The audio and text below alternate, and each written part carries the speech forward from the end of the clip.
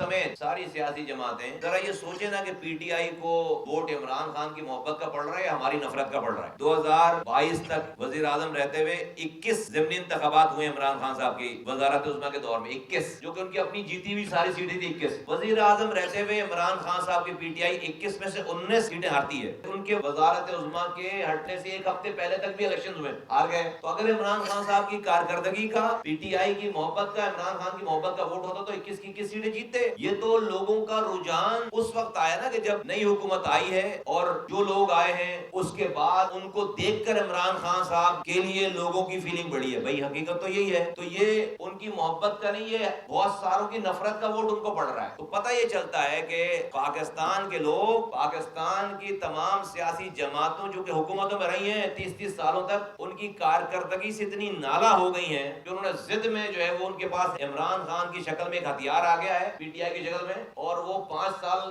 آپ ان کو بیوقوف بناتے ہیں, وہ کچھ نہیں کہتے, اور ایک دن آپ کو ووٹ ڈالتے ہیں وہ آپ کے خلاف, تو وہ اپنی ضد میں ڈال دیں ووٹ, آپ کی نفرت میں ووٹ ڈال دیں.